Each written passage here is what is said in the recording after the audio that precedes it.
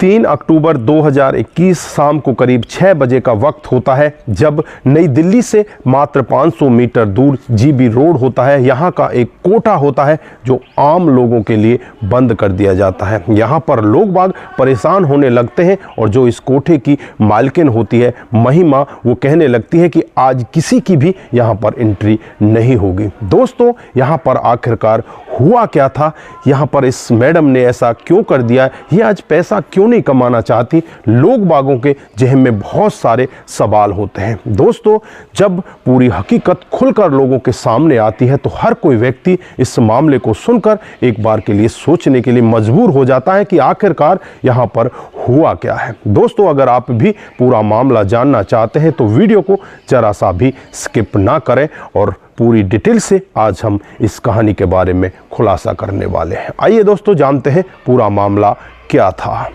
नमस्कार, जय हिंद। आप देख रहे हैं APH न्यूज़ राहुल रावत के साथ। तो दोस्तों, आज की जो हकीकत की घटना आपको बताने जा रहा हूं, ये हकीकत की घटना नई दिल्ली के थोड़ी सी आगे ही यानी 500-600 मीटर एक जीबी रोड पड़ता है। ये जीबी रोड के एक कोठे की हकीकत की घटना है। यहाँ पर 14 जून 2020 को दिन के करीब 4 या 4:30 बजे का वक्त रहा होगा, जब एक व्यक्ति जो देखने में बहुत ही लंबा तगड़ा होता है, हट्टा कट्टा होता है, सर पर पगड़ी बंधी होती है, देखने में सरदार लग रहा होता है, जब इस कोठे के अंदर पहुँचता है तो कोठे के अंदर देखकर लड़कियों में हलचल मच जाती है कि आज तो बहुत तगड़ा जबान हमारे यहाँ कोठे पर आया है। अब लड़कियां अपनी तरफ उसे आकर्षित करने लगती हैं। कोई लड़की उसे जानू कहती है तो कोई उसे आई लव यू कहती है, कोई उसकी तरफ किस तरह के इशारे करता है, लेकिन वो व्यक्ति शांत स्वभाव का होता है। उस व्यक्ति का नाम कुलदीप होता है। चुपचाप से वो अंदर जाकर एक सोफा पर बैठ जाता है। तरह तरह की लड़कियां उसके सामने पेश की जाती हैं,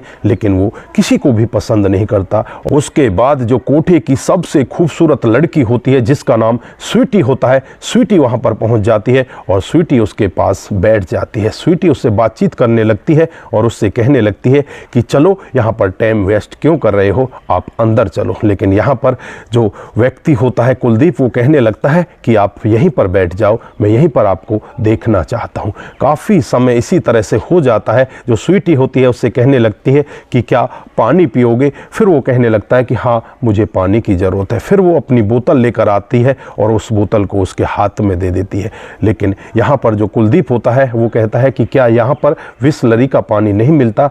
तो जो स्वीटी होती है वो कहने लगती है कि ये मेरी खुद की बोतल है, मैंने आज तक किसी को अपनी बोतल को हाथ लगाने नहीं दिया, ये आप पहले शख्स हो जिसको मैं अपनी बोतल दे रही हूँ।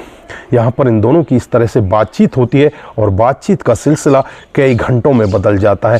लेकिन यहाँ पर स्वीटी का दूसरा ग्राहक आ जाता है और कुलदीप वहाँ पर बैठा बैठा बस देखता रहता है। दूसरा ग्राहक उस स्वीटी को अपने साथ ले जाता है और अपने साथ लेकर उसे अंदर अपने जो कमरा होता है उसमें चला जाता है और 1-1.5 घंटे के बाद वापस आ जाता है। लेकिन जब वो स्वीटी देखती है कि ये व्यक्ति तो यहीं पर बैठा हुआ है, दोबारा स्वीटी उसके पास आती है और उससे कहने लगती है कि आप अभी गए नहीं, अगर आपको कुछ करना ही नहीं है तो आपको यहाँ से जाना चाहिए। आप यहाँ पर किस लिए आए हो, यहाँ पर कोई पिक्चर थोड़ी चलती है ना, यहाँ पर आप हमारी मैडम के दामाद हो जो आपको हम यहाँ पर रसगुल्ला खिलाएंगे। आप यहाँ पर किस लिए आए हो, अगर आपको कुछ करना ही नहीं तो आप यहाँ से जा सकते हो।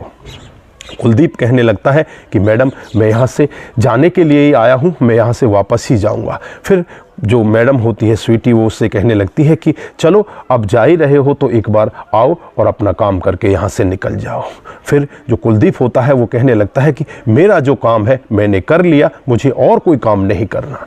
अब जो स्वीटी होती है एकदम से उसके प्रति इस तरह से भावुक विचारों से देखने लगती है कि यार, ये बंदा कैसा है, स्पेशल यहाँ पर बैठने के लिए आया। आज तक यहाँ पर जो भी लोग आए हैं वो सभी हमारी इज्जत से खेलने के लिए आते हैं, यहाँ पर पैसे देकर जाते हैं, लेकिन ये पहला व्यक्ति है जो यहाँ पर इस तरह से बैठा है। उसके बाद वो व्यक्ति वहाँ से वापस अपने घर चला जाता है और जैसे ही अगला संडे आता है, यानी कि 1 हफ्ते के बाद, दोबारा 4 बजे वो व्यक्ति वहाँ पर पहुँच जाता है। और जैसे ही वहाँ पर पहुँचता है तो पूरे कोठे में हलचल मच जाती है। पूरे कोठे में इसी तरह की बात होने लगती है कि सरदार फिर से आ गया, सरदार फिर से आ गया। लड़कियाँ इधर उधर घूमने लगती हैं और सरदार से कहने लगती हैं कि सरदार, तेरे तो बस का कुछ है ही नहीं, तू तो बेकार है, तू यहाँ पर किस लिए आता है। वो कहने लगता है कि बस मैं तो आप लोगों से मिलने के लिए आता हूँ। फिर जो स्वीटी होती है, स्वीटी वहाँ पर पहुँच जाती है। अब स्वीटी फिर इससे बातचीत करने लगती है और कहने लगती है कि आप पानी पियोगे क्या? फिर वह कहता है कि हाँ, आप पिलाओगे तो ज़रूर पीऊँगा। फिर स्वीटी इसका हाथ पकड़ लेती है और इससे कहती है कि आप अंदर चलो, मैं आपको पानी पिलाऊंगी। लेकिन यहाँ पर ये मना कर देता है कि अभी सब्र रखो, मैं अंदर नहीं जाना चाहता। फिर इस कोठे की जो मालकिन होती है, जिसका नाम महिमा होता है, उसको इस सब के बारे में पता चल जाता है कि एक सरदार आता है और इस तरह से यहाँ पर टाइम वेस्ट करके जाता है और ना ही किसी को कुछ देता। वो इसी तरह से यहाँ पर बैठा रहता है। पिछले संडे को भी 3-4 घंटे वो यहाँ पर बैठ कर गया है। जो कोठे की मालकिन होती है सरदार को सामने देखती है तो देखकर लगता है कि ये तो हट्टा कट्टा है, कहीं ऐसा ना हो कि पुलिस वाला हो, ये हमारी जांच पड़ताल के लिए यहाँ आ रहा हो। वो कई तरह के सवाल अपने मन में लेकर आती है और उस व्यक्ति से कहने लगती है कि तुम यहाँ पर किस लिए आते हो? अगर कोई पुलिस के दलाल हो या पुलिस वाले हो तो सीधा सीधा मुझे बता दो, तुम्हें क्या चाहिए। लेकिन यहाँ पर वो व्यक्ति कहने लगता है कि मैडम, मैं तो एक नौकरी पेशे करने वाला हूँ, मैं किसी का कोई दलाल नहीं हूँ। फिर वो मैडम कहती है कि यहाँ पर बैठने के भी पैसे लगते हैं, हर मिनट का यहाँ पर हिसाब होता है, आप यहाँ पर फ्री में नहीं बैठ कर जा सकते। मैडम को एक चीज़ और पता चलती है कि कुलदीप कल जो स्वीटी होती है उसको फ्री में ही 2000 रुपये देकर जा रहा था, लेकिन स्वीटी ने उससे मना कर दिया था। आज मैडम के दिमाग में ऐसे सवाल घूमने लगते हैं कि अगर ये इस तरह से पैसे देकर जा रहा था तो स्वीटी को ले लेने चाहिए थे। यहाँ पर कोई खैरात थोड़ी बट रही है, यहाँ पर इसे पैसे लेने चाहिए थे। आज मैडम खुद उसके सामने खड़ी हो जाती है और उससे कहने लगती है कि यहाँ पर हर मिनट के पैसे लिए जाते हैं, आपको यहाँ पर बैठने के भी पैसे देने होंगे। तो वो मैडम से पूछने लगता है कि मैडम, मुझे कितने पैसे देने होंगे? मैं पिछले संडे को भी यहाँ पर आया था और इस संडे को भी यहाँ पर बैठा हूँ। पिछले संडे को भी मैडम कहती है कि तुमने 4-5 घंटे हमारे ख़राब किए थे और आज भी तुम 4-5 घंटे से यहाँ पर बैठे हो। अगर तुम देना चाहते हो तो वैसे तो हिसाब से 20,000 रुपये एक दिन का बनता है, लेकिन तुम 10,000 रुपये एक दिन के हिसाब से दे दो। अब तुरंत ही कुलदीप अपने जेब में हाथ डालता है और 20,000 रुपये उस मैडम को दे देता है। इधर जो लड़कियां होती हैं उनकी तरफ जो मैडम होती है इशारे करके जाती हैं कि ये तो पागल है, सीधा साधा है, इससे तो जितना पैसा चाहो आप लोग ऐंठ लो, इससे ले लो जितना पैसा आपको चाहिए। फिर जो और लड़कियां होती हैं वो यहाँ पर आ जाती हैं और इससे पैसा ऐंठना लगती हैं। उन लड़कियों को भी 200-200 करके कई लड़कियों को पैसा दे देता है। इधर स्वीटी को पता चलता है कि इस तरह से इससे पैसे ऐंठे जा रहे हैं, तो स्वीटी को बहुत ही बुरा लगता है। स्वीटी इसके पास आती है और इसके हाथ को पकड़ लेती है कि क्या तुम पागल हो? तुम्हारा दिमाग ठीक नहीं है? कितने पैसे हैं तुम्हारे पास में? तुमसे बहुत बड़े बड़े पैसे वाले यहाँ पर आ चुके हैं और सब यहाँ पर बर्बाद होकर गए हैं और मैडम ने उन सब को यहाँ पर ठोकर मार कर भगाया है। जब तक उनके पास पैसे होते हैं तो उनसे खूब खींचा जाता है, लेकिन जब उनके पास पैसे खत्म हो जाते हैं तो यहां से ठोकर मारकर उन्हें भगा दिया जाता है। तुम भी क्या ऐसा ही चाहते हो?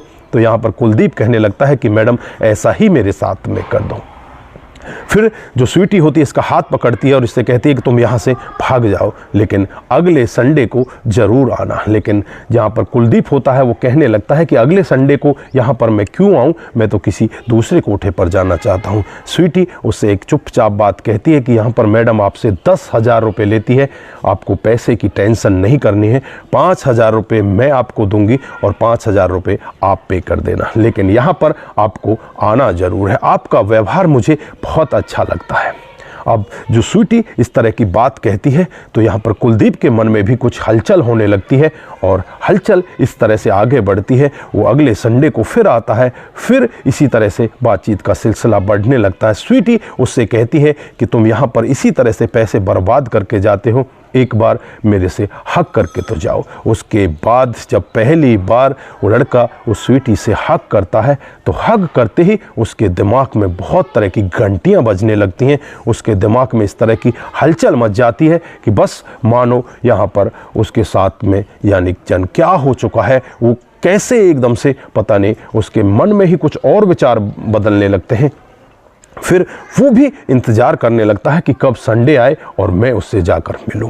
फिर वो अगले संडे को उससे मिलता। लगातार इसी तरह से 1 साल का समय बीत जाता है और 3 अक्टूबर 2021 को जब इतवार का दिन होता है, उस दिन कोठा 6 बजे ही बंद कर दिया जाता है। दोस्तों, यहाँ पर बंद करने की क्या बड़ी वजह थी, किस वजह से उस कोठे को 6 बजे ही बंद कर दिया जाता है?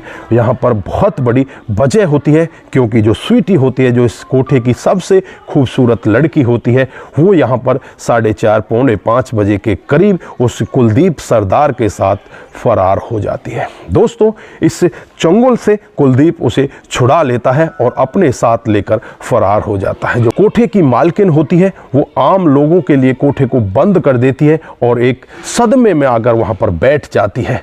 दोस्तों, जब हर कोई व्यक्ति इस कहानी को, इस घटना को सुनता है तो सोचने के लिए मजबूर हो जाता है कि सरदार यहाँ पर कितना पैसा खर्च कर रहा था और उस लड़की को यहाँ पर किस तरह से इनके चंगुल से छुड़ा कर लेकर जाता है। तो दोस्तों, इस घटना के बारे में आपकी क्या राय है? आप क्या कहना चाहते हैं? क्या यहाँ पर सरदार ने जो कदम उठाए थे वो उचित थे या अनुचित थे? आपकी जो भी राय है एक बार कमेंट बॉक्स में ज़रूर दीजिएगा। दोस्तों, कितनी सारी लड़कियाँ जो इसी तरह से इस देह व्यापार के धंधे में फंसी हुई हैं, जो कुछ तो अपनी मर्जी से करती हैं, लेकिन ज़्यादातर लड़कियों की मर्जी ना होकर उन्हें इस तरह से उठा लिया जाता है। उनके घर वालों तक को भी नहीं पता होता कि उनकी लड़कियां कहां पर हैं। दोस्तों, मैं तो इस कुलदीप को यहाँ पर सलूट करना चाहता हूं, जिसने इतने दिन तक इतनी मेहनत की, इतने पैसे खर्च किए और इस लड़की को इस दलदल से बचाकर यहाँ से लेकर वो अपने साथ चला जाता है। तो दोस्तों, आप यहाँ पर कुलदीप के लिए क्या कहना चाहते हैं? आपकी जो भी राय है एक बार कमेंट बॉक्स में जरूर दीजिए। दोस्तों, आज के लिए बस इतना ही। फिर मिलते हैं किसी नए मोड के साथ। तब तक के लिए आप अपना ख्याल रखें, अपने परिवार का ख्याल रखें, सतर्क रहें, सावधान रहें और ऐसे क्राइम से अपने आप को जरूर बचा कर रखें और अपने आप को सतर्क और बिल्कुल शांत स्वभाव का बना कर रखें, जिससे कि आपका जीवन अच्छे से आगे बढ़ता रहे। आप सभी का बहुत बहुत धन्यवाद। नमस्कार।